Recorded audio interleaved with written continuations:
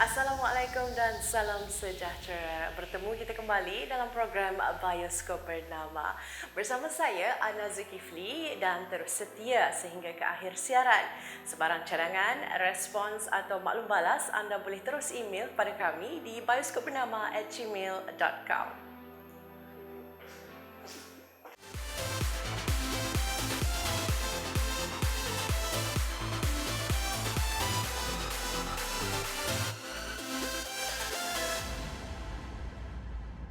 Kecekalan seorang pemuda dari Kampung Putat Jalan Kod Yang yang membela 2 ekor lembu berbekalkan modal permulaan RM7,000 kini menjadi pembekal daging lembu terkenal di Alestar.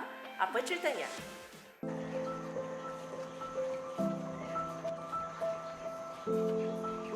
Nama saya Muhammad Aiman Zaini.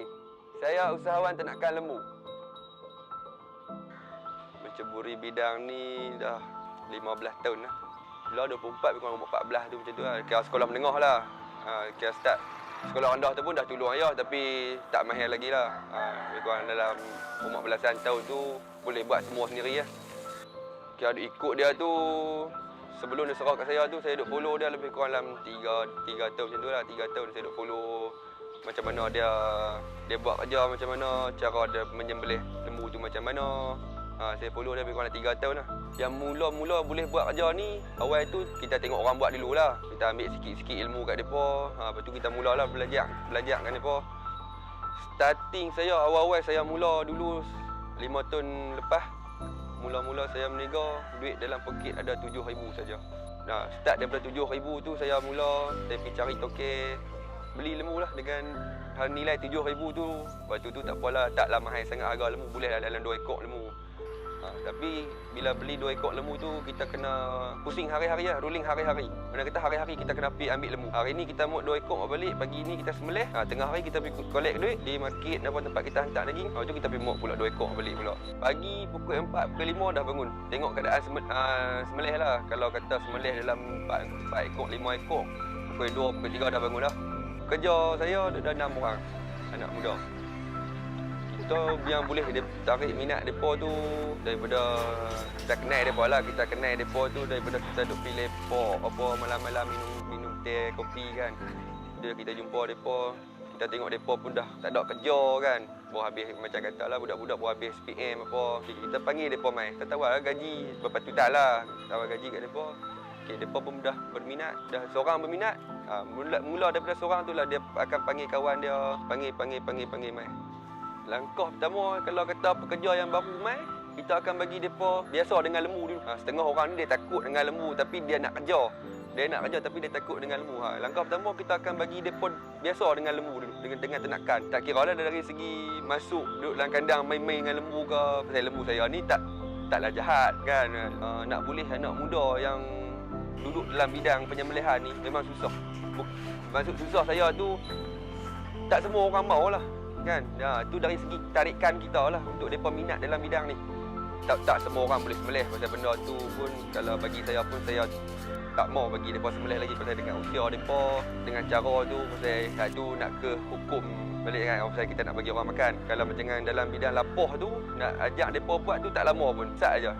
Dalam masa 1 bulan kita boleh perfect mereka. Anak-anak muda ni kita baru duk latih daripada yang susah dahulu. Baru kita akan ke teknologi. Lah ni mana kita kena latih mereka guna benda yang lama. Macam raya puasa pun saya biasa sembelih dengan ayah saya dulu. 2 hari sebelum raya tu saya biasa sembelih 100 ekor lebih. Tak tidur 2 hari. Pengalaman dia kalau kita dari segi saya sendiri, saya ambil pengalaman daripada tengok orang. Minat dalam hati, kita mai tempat penyembelihan, kita tengok orang buat kerja. Bila kita tengok orang buat kerja, oh hari ni, oh dia ni buat macam ni. Saya dengan budak-budak kerja semua masuk kepala, tak ada masalah. Melawak lebih kurang. Tak ada toke, tak ada kuli, tak ada orang kerja, tak ada apa semua. Sama. Saya turun gelanggang juga. Akibat pandemik COVID-19, banyak syarikat yang terpaksa menutup operasinya kerana tidak mampu menanggung beban kerugian. Antaranya syarikat Akbar Utusan Malaysia yang merupakan syarikat akbar tertua di negara ini terpaksa menutup operasinya yang lebih 80 tahun pada 9 Oktober tahun lalu.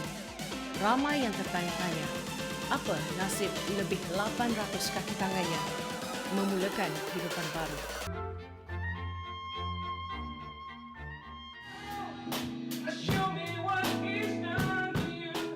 Nama saya Muhammad Najib bin Muhammad Noor.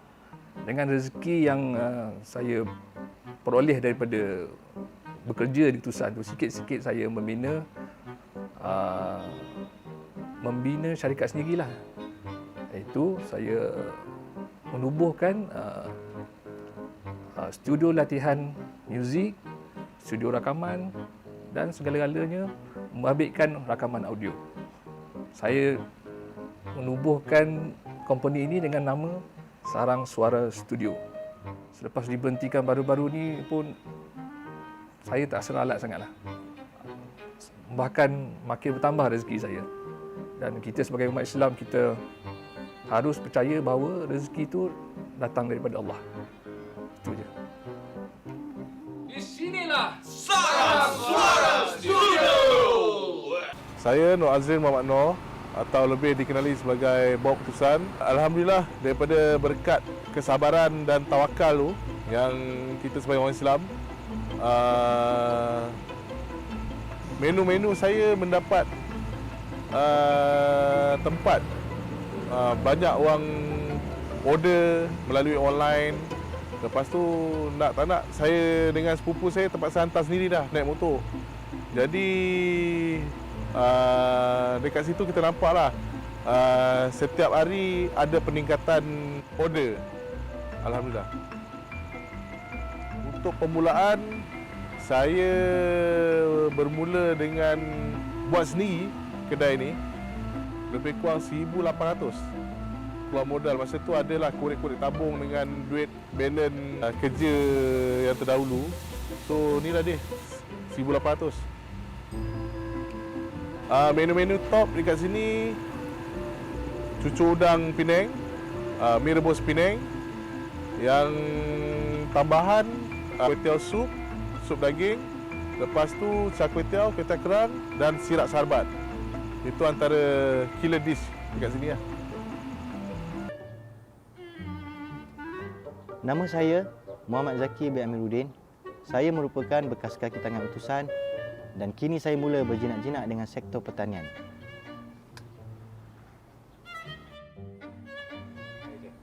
Saya menggunakan kaedah fertigasi dan tanaman yang ada seperti cili, bendi, timun, terung serta ulang-ulaman.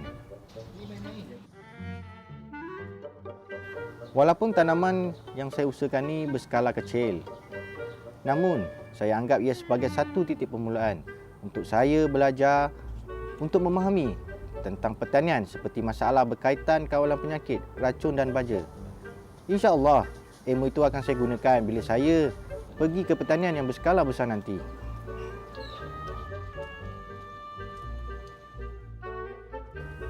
Beginilah saya. Setiap hari datang ke kebun, meracun, membaja, merumput bagi tanaman saya dalam keadaan subur dan baik. Bagi golongan nelayan, Sungai Muar kaya dengan hidupan laut tiram semula jadi yang bermutu tinggi. Muhammad Syaifuddin Muhammad Saad, 30 tahun yang merupakan generasi kelima pencari tiram di Sungai Muar meneruskan tradisi itu dan merupakan antara 10 nelayan yang mencari tiram di dasar Sungai Muar tanpa menggunakan alat menyelam. Nama saya Muhammad Syaifuddin Muhammad Saad. Saya merupakan penyelam tiram Muar.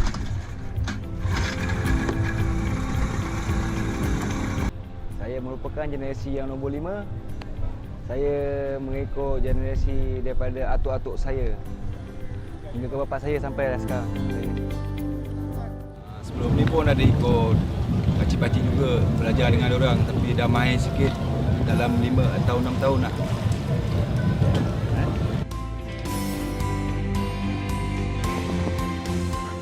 Selam, malah, bakul, sarung tangan, Google, stokin.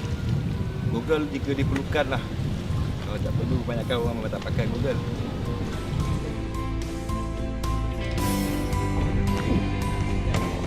Saya menggunakan teknik tradisional tanpa menggunakan apa-apa tangki oksigen.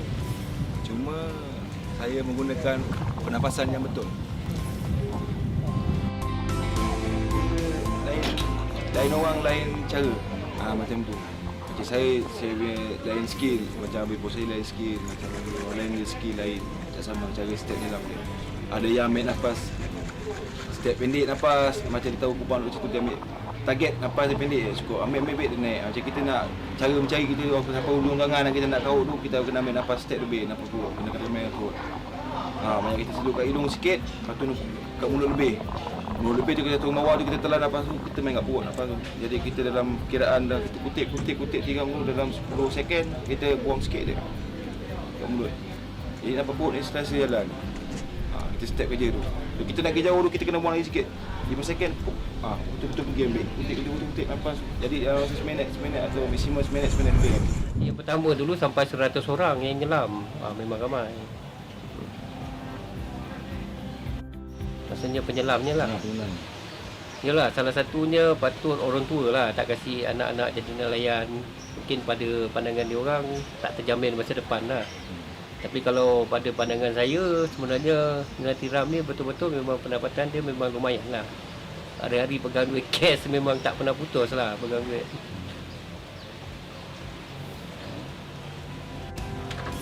Kalau bagi pandangan saya, kalau lagi ramai lagi bagus lah. Generasi baru ni teruskan aktiviti menyelam ni. Pasal apa? Benda ni tradisional kan. Tak semua tempat ada benda ni. Harapan saya mungkin satu hari biar ramai lagi bagus kan. Diharapkan anda terhibur dengan perkongsian maklumat yang kami sediakan tadi. Program Bioskop Bernama telah sampai ke penghujung rancangan dan sekiranya anda mempunyai sebarang cadangan, respons atau maklum balas, anda boleh email kepada kami di bioskopbernama@gmail.com. Semoga perkongsian kami itu tadi dapat memberi anda idea, inspirasi dan rujukan buat anda. Sehingga kita bertemu di episod akan datang, saya Ana Zulkifli, signing off.